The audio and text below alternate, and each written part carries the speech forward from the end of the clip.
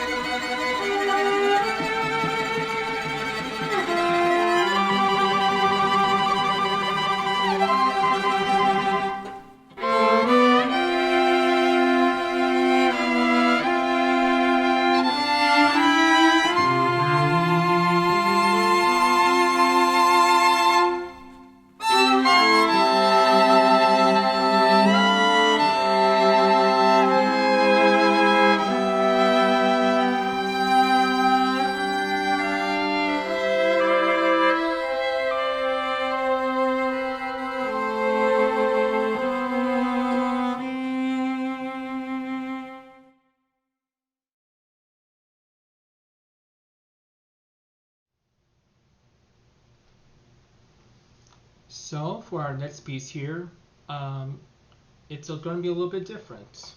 So I actually got this little kalimba as a gift last Christmas, actually, and it ended up being kind of the starting inspiration of this next piece. It's a kalimba and clarinet duet, which I don't think I've seen anyone try to write before. But I just knew that I wanted to write something with this piece. I just really enjoyed the kind of soft and like sensitive aspect of this instrument, and it made me feel like it was something maybe in some way spiritual. I personally don't follow any belief system myself, but at the same time, there is something just inherently spiritual about this instrument, and I wanted to explore that. So here is Expanding Soul.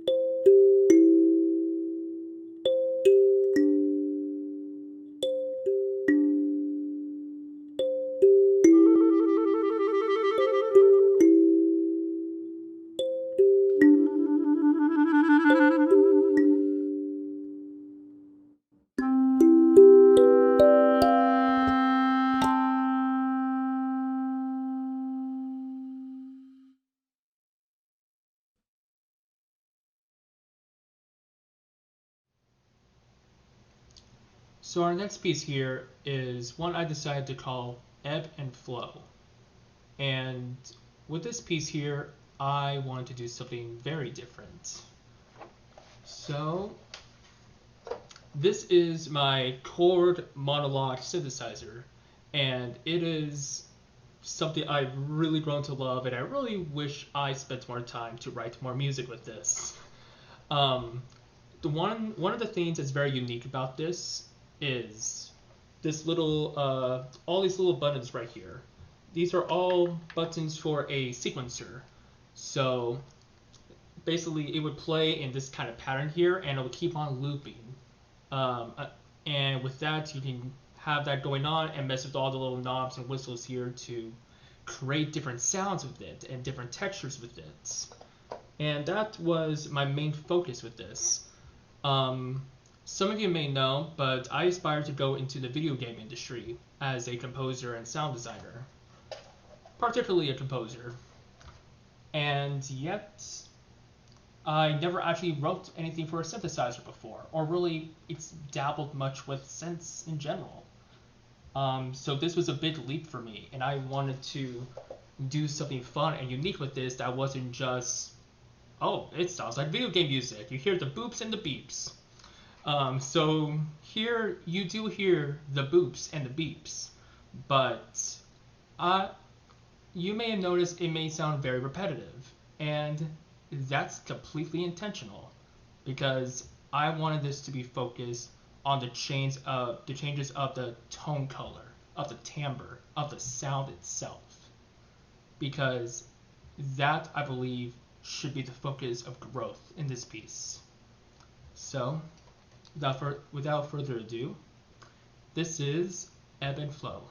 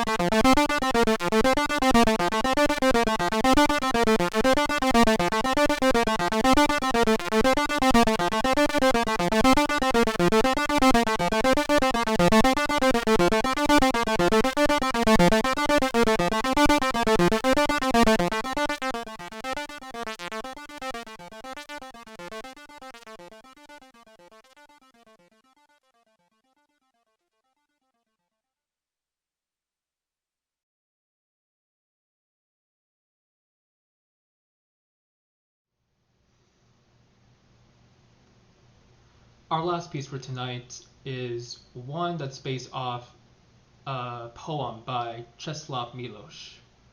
And he is a very interesting poet who's lived through many horrors in his life. He lived through the invasion of Nazi Germany from his home of Warsaw, Poland. And to see so many of the horrors that he's witnessed, it's so much pain that I personally am not able to understand. But what I find really gravitating about his text here is that even after everything that he's experienced and after everything he's witnessed, that he is able to see something like the books in the library. He's able to see books and see them as something that will live beyond us, something that will outlive us. And that this idea that maybe books and ideas come from people, but also from radiance, heights. And his perspective here, I think, was so critical and so important to what we need right now. I know for many of us around the world, 2020 was a horrible year. So many things that have happened on a small scale and a large scale that have really interfered with many of our day-to-day living. You know, even this whole recital is only happening the way it is right now due to 2020. Every single performance that you see here is all done by people recording their parts within their own home. And due to that limitation, we're unable to experience the music as it would be performing together as a group. And that is painful. What I think is important about this text, though, is how Milosz really believes that there is more to the books that are on the shelves, that they will always be there, and that they will always outlive us. I personally believe this not just about books, but also about the music we create, the art that we make, the movies, the video games, the stories that we will continue to make in spite of the circumstances. And that is something I personally hang on to with my dear life. And with that in mind, this is And Yet the Books.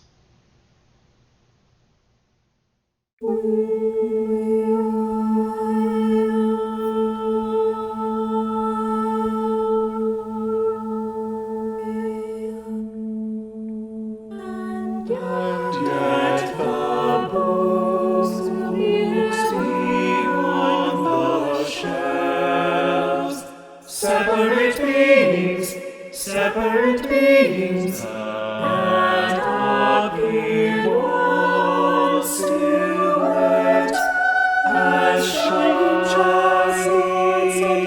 on the tree in autumn, that touched heart only gave to me, and touched heart began to live. In spite of fires on the horizon, castles blown up, tribes on the march, planets in motion.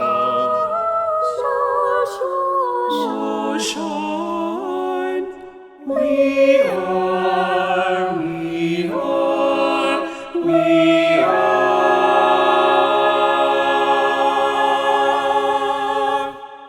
Even as the pages will be torn out, where a buzzing flame clicked out in their Buzzing flame,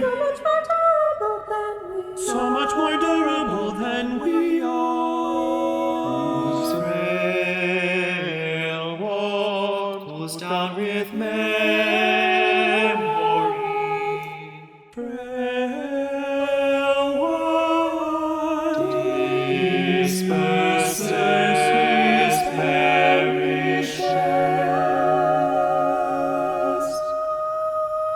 I imagine the earth where I am no more. Nothing happens, no loss. It's still a strange pageant.